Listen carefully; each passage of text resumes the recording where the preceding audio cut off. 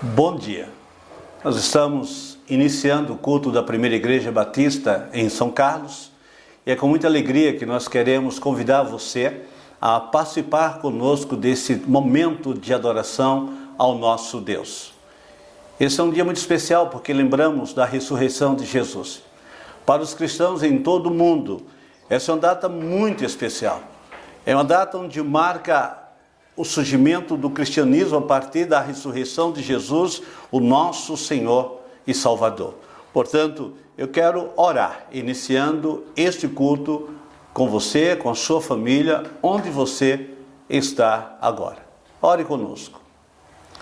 Nosso Deus, nosso Pai, nós louvamos e exaltamos o Teu bendito nome.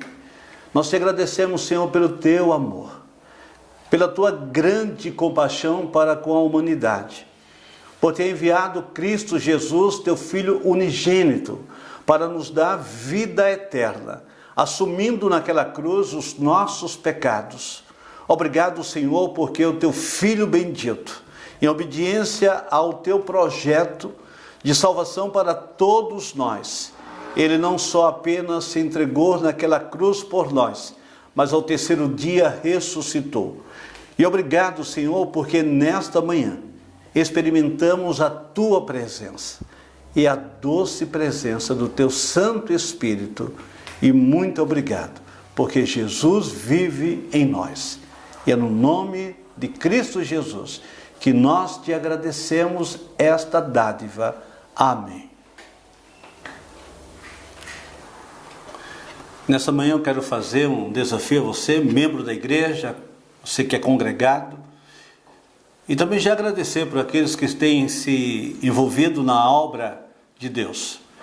Estamos com a campanha para fazer cestas básicas, entregando cestas básicas com alimentos não perecíveis a irmãos, familiares, nossos queridos que estão passando por algumas dificuldades nesse momento.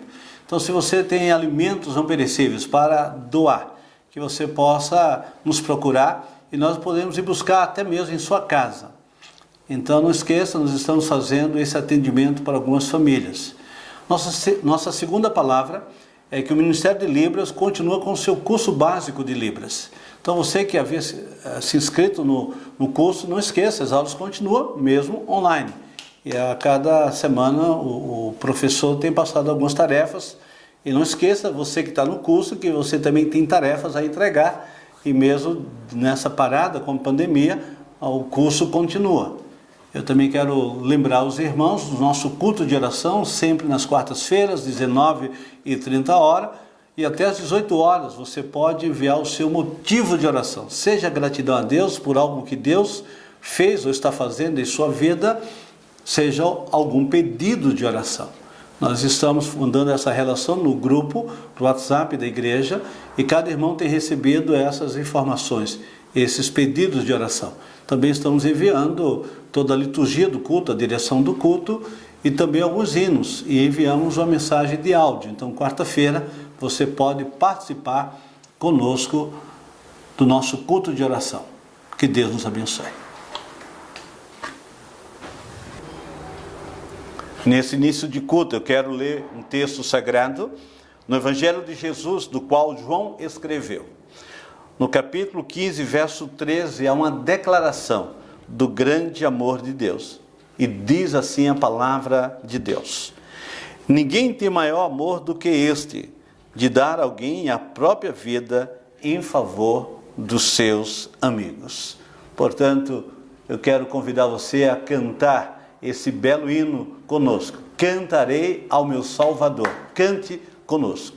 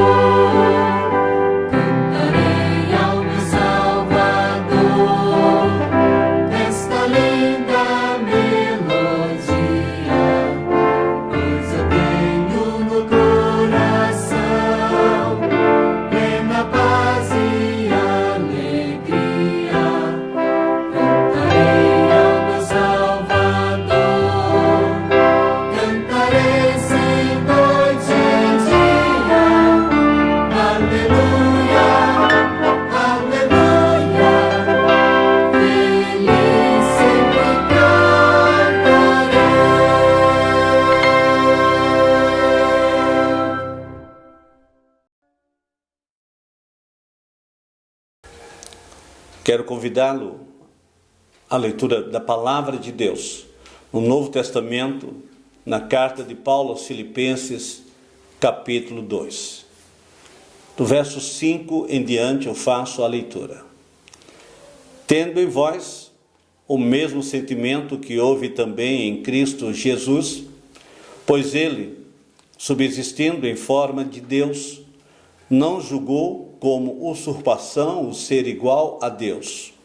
Antes, a si mesmo se esvaziou, assumindo a forma de servo, tornando-se em semelhança de homens e reconhecido em figura humana. A si mesmo se humilhou, tornando-se obediente até a morte, e morte de cruz. Pelo que Deus também o exaltou sobremaneira, e lhe deu o nome que está acima de todo nome, para que ao nome de Jesus se dobre todo o joelho, nos céus, na terra e debaixo da terra, e toda língua confesse que Jesus Cristo é Senhor, para a glória de Deus Pai. Eu quero convidar você a esse momento de oração. Eu quero convidar a irmã Eusani para fazer essa oração. Oremos. Pai querido, Pai de amor, louvado e exaltado seja o teu nome. Queremos, Senhor, te agradecer pelo teu tão grande amor para conosco, ao ponto, ó Deus, de enviar o teu único Filho para vir aqui a esta terra, ó Deus, e enfrentar, ó Deus, todas as dificuldades, todas as dores, as humilhações, mas principalmente morrer por nós em nossos pecados, ó Pai. Obrigada pelas tuas bênçãos sobre nossas vidas, obrigada pelo perdão que nos alcançou, obrigada, ó Deus, porque hoje temos acesso a Ti, porque podemos falar contigo, ó Deus, e sabemos que o Senhor nos ouve. Amém. Obrigada pela atuação do Espírito Santo em nossas vidas. Amém. Obrigada, Senhor, porque o teu Filho Jesus morreu, mas ressuscitou. Amém. E está na glória contigo, ó Deus. E que nós te louvamos, ó Deus, pela certeza de que temos, de que um dia o Senhor Jesus virá buscar a tua igreja. Amém. O Senhor virá buscar o teu povo. E nós nos alegramos, ó Deus, na esperança e na certeza, como diz a tua palavra, porque um dia estaremos contigo. Muito obrigado, ó Deus, por tudo, Senhor, Amém. pelo teu grande amor. Em nome de Jesus. Amém. Meus irmãos, nesse momento de muita dificuldade, eu quero louvar a Deus pela sua vida. Nós fizemos, a semana passada, entrega de algumas cestas básicas a alguns irmãos da igreja e também ajudamos também com valor monetário, com coisa emergencial. A igreja também foi solicitada pela Convenção Batista para ajudar com 200 cestas básicas que eles estão entregando lá na comunidade de Heliópolis, em São Paulo, uma comunidade carente, de maneira que a nossa igreja enviou 2 cestas básicas. Eu quero também agradecer a você, porque nós enviamos um valor monetário para que a convenção pudesse comprar essas 2 cestas básicas em nome da igreja. Também enviamos uma cesta básica no valor de R$90 para a Associação do Vale do Paraíba, no valor de R$90 para SOS Vale, lembrando que ali está o missionário Marcelo Fedoruk. Eu quero agradecer a você porque você tem nos ajudado com a sua oferta. Eu quero dizer também que a campanha de missões mundiais continua, de maneira que você não está podendo vir à igreja, mas nós queremos dizer que você pode fazer o seu depósito bancário. A conta do banco, agência do Itaú, ou Banco Itaú, agência 0484, a conta corrente 24001, dígito 5. Repetindo, Banco Itaú, agência 0484 e a conta corrente 24001, dígito 5. Alguns irmãos têm entrado em contato conosco por dificuldade de aplicativo e de não fazer essa transferência para o banco, para que possamos buscar o seu dízimo em sua casa. E isso a gente tem feito junto com o tesoureiro ou com outro irmão da liderança, de maneira que você poderá fazer isso também entrando em contato com o tesoureiro da igreja ou com o pastor da igreja, para que a gente possa ir até a sua casa, de maneira que não haja a dificuldade para que a obra do Senhor continue avançando. Eu quero agradecer a todos quantos já têm sido parceiro desses projetos e a você pela sua fidelidade com o dízimo e a sua oferta. Que Deus abençoe.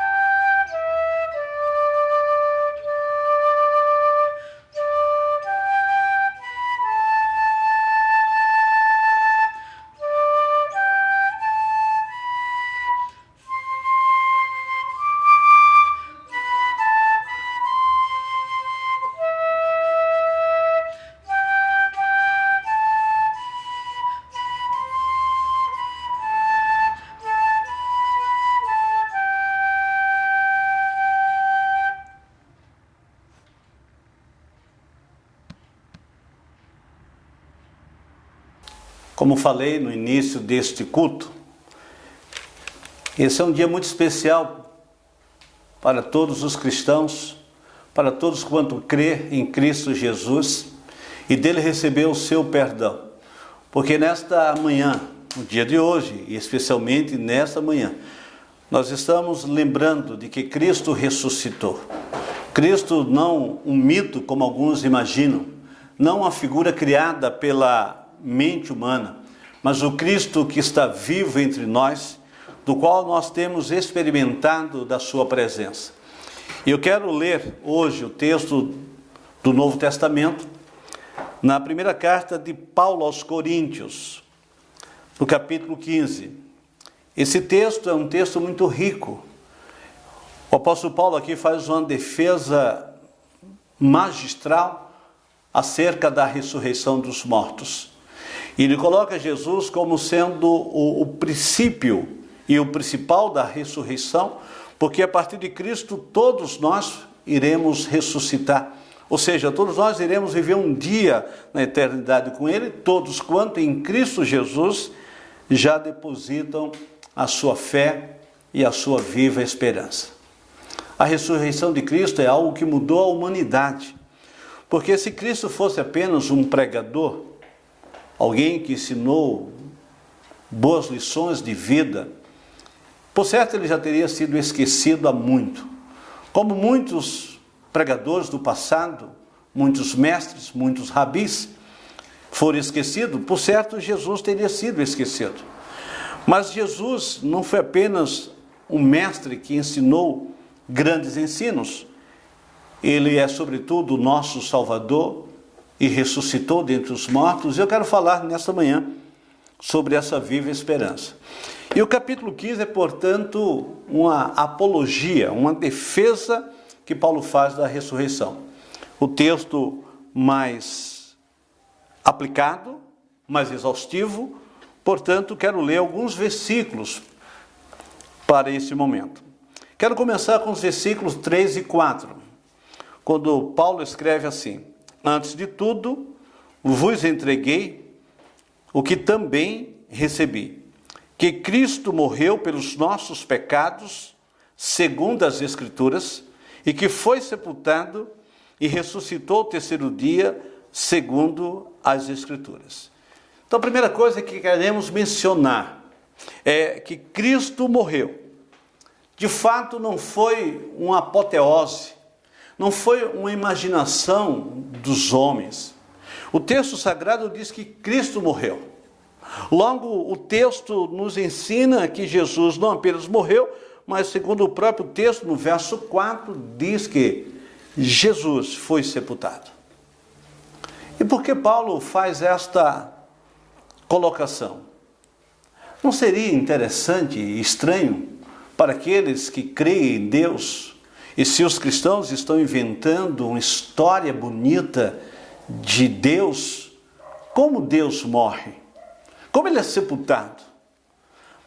Parece que Paulo não está inventando coisa alguma, o texto deixa muito claro que o que Paulo está querendo dizer é que esse Cristo, o nosso Senhor, ele de fato morreu, porque este era o plano de Deus, desde a eternidade. Cristo morreu pelos nossos pecados, diz o texto, foi sepultado, porque Paulo quer mostrar a partir daí de que Cristo ressuscitou ao terceiro dia, segundo as Escrituras, que as Escrituras já anunciavam a ressurreição de Jesus.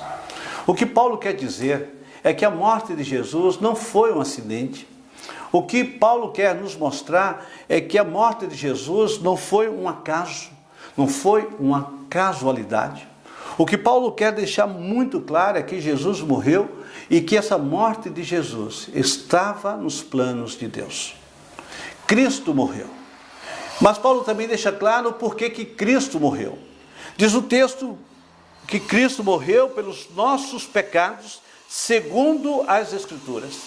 Porque as Escrituras mostram que Cristo era necessário que padecesse em nosso lugar.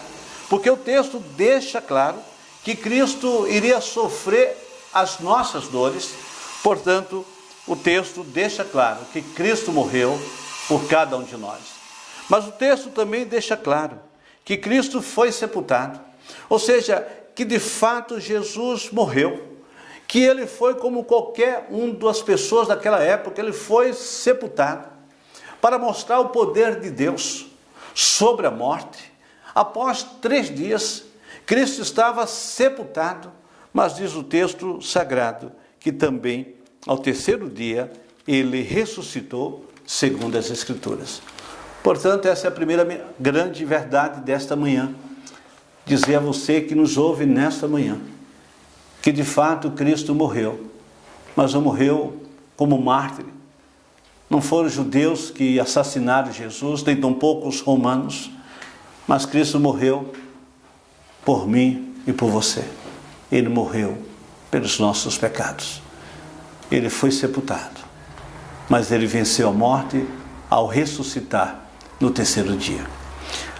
Mas adiante, lá no versículo 12, depois dos versículos 5, 6, 7, Paulo descrevendo, agora de uma forma prática, que Cristo ressuscitou, ou de uma forma histórica, porque Paulo diz que Jesus foi visto por Cefas, e Paulo aqui dá o nome aramaico de Pedro, Cefas.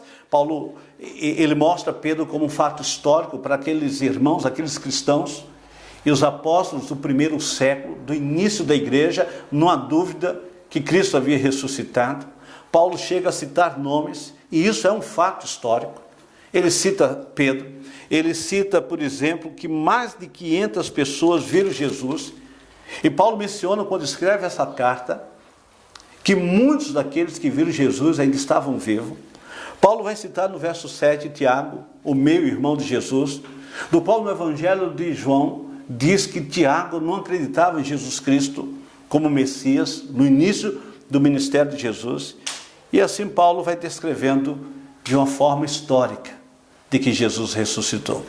No verso 12, Paulo faz um alerta à igreja em Corinto, uma igreja que estava numa região já dominada pelo pensamento grego, e os gregos pensavam sim na ressurreição, mas os gregos pensavam de uma forma um tanto diferente, uma ressurreição da alma e não do corpo. E Paulo, então, escrevendo para combater esta heresia, no verso 12 ele diz assim: ora, se a corrente pregasse que Cristo ressuscitou dentre os mortos, como, pois, afirmam alguns dentre vós que não há ressurreição de mortos? E se não há ressurreição de mortos, então Cristo não ressuscitou? E se Cristo não ressuscitou, é vã a nossa pregação e vã a vossa fé. Então é isso que Paulo quer nos ensinar. É isso que a palavra de Deus nos ensina.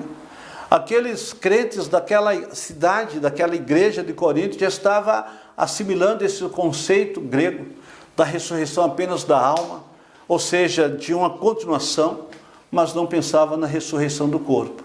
E Paulo, por isso Paulo inicia lá, como mencionei anteriormente, ele começa a dizer, olha, Cristo foi morto, Cristo foi sepultado, e ele ressuscitou, ou seja, ressuscitou em corpo. As pessoas viram Jesus, as pessoas tocaram em Jesus, os discípulos, quando Jesus se apresenta a ele ressurreto na praia, os discípulos estão ali e Jesus come um peixe e pão com os discípulos, de maneira que Jesus Cristo ressuscitou efetivamente. Então Paulo agora vai usar de um argumento lógico, e ele vai dizer, ora, vocês falam que Cristo ressuscitou, mas vocês não acreditam na ressurreição? Ora, se Cristo não ressuscitou, diz o apóstolo Paulo no verso 13, aliás, se não há ressurreição de mortos, ou seja, se o morto não ressuscita, então Cristo não ressuscitou. E mais ainda, e se Cristo não ressuscitou, é vã a nossa pregação e vã a nossa fé. Ou seja, estamos perdendo tempo. Se Cristo é apenas um ideal filosófico, se Cristo é apenas um mestre, e foi um grande mestre, mas ele se resume apenas em ser um mestre que ensina bons conselhos, então a nossa vida é uma grande fantasia. Estamos sem esperança, porque todos nós sabemos que iremos morrer. Então, se não existe nada além dos ensinamentos de Jesus, da filosofia de Jesus, da maneira de Jesus pensar e ensinar, então diz o apóstolo Paulo que a nossa pregação é em vão e também é em vão a nossa fé, a nossa esperança. Obviamente que Paulo aqui escrevendo esse texto e aqueles apóstolos que também estão lendo essa carta vai lembrar de Jesus curando e ressuscitando pessoas na sua época, em seu ministério. Jesus ressuscitando o filho da viúva de Naim, Jesus ressuscitando Lázaro. Portanto, a ressurreição dos mortos é uma realidade. Diz, portanto, Paulo, continua na sua argumentação, de que se Cristo não ressuscitou, é vã a nossa esperança e vã a nossa fé. Também diz Paulo no verso de número 15, que todos nós somos uma testemunha falsa.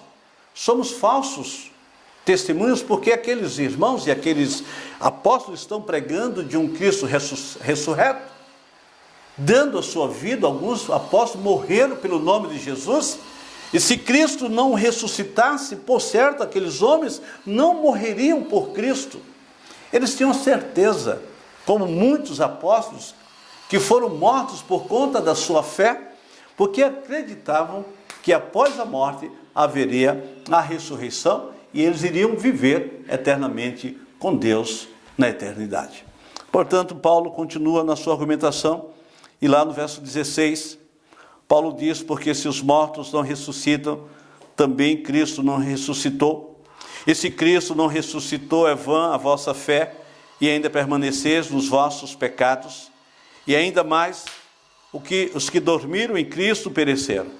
E aí Paulo está dizendo da nossa vida sem esperança. Sem ressurreição, sem esperança, sem ressurreição, sem certeza de vida eterna, sem ressurreição, tudo se acaba aqui. Que tristeza, você que um dia esteve em um culto fúnebre e você ali chorava pela perda do seu ente querido, mas o seu coração era consolado e confortado pela certeza de aquele seu ente querido não ficaria no túmulo para sempre, porque ele iria ressuscitar e viver na glória com Deus. Que tristeza, portanto, é para aqueles que vivem sem esperança, para aqueles que acreditam que a vida se encerra aqui. Você que nos ouve nesta manhã, não pense assim. Não acredite que a vida se encerra aqui. Paulo vai dizer com muita propriedade no verso 19, se a nossa esperança em Cristo se limita apenas a esta vida, somos os mais infelizes de todos os homens. E Paulo está chegando à sua argumentação final sobre o aspecto da ressurreição de Cristo. Ele vai dizer, olha, se você vive essa vida, correndo para um lado, correndo para outro, se você está pensando apenas nessa vida como todas as coisas, a sua vida é uma vida infeliz. Paulo considera que até a sua própria vida, que ele seria o mais infeliz de todos os homens, se a sua esperança estivesse apenas nessa vida. Portanto, Paulo conclui esse argumento com o versículo 20. E no versículo 20, Paulo diz, mas de fato Cristo ressuscitou dentre os mortos, sendo ele as primícias dos que dormem. Portanto, Paulo argumenta que há ressurreição. E a maior prova da ressurreição é que Cristo ressuscitou.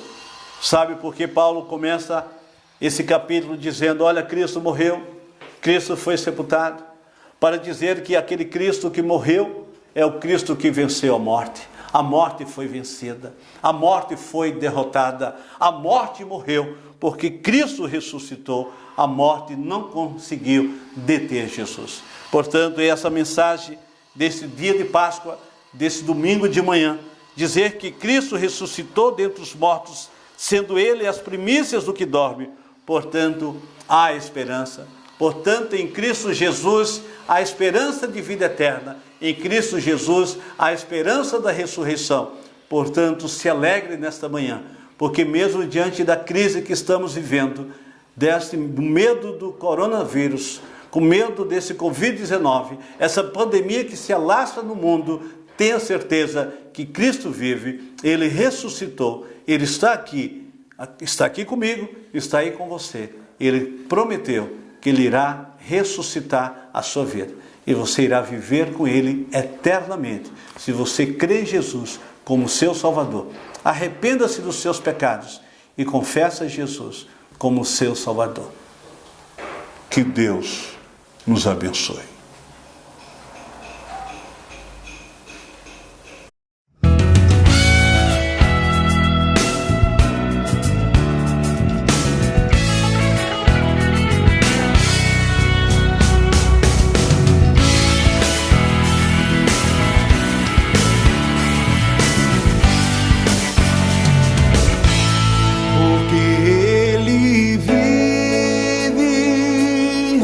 Posso crer no amanhã, porque Ele vive.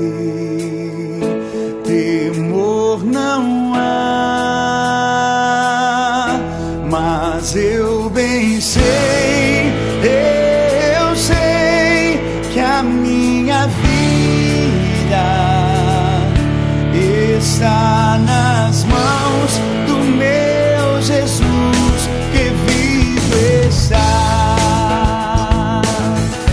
Deus enviou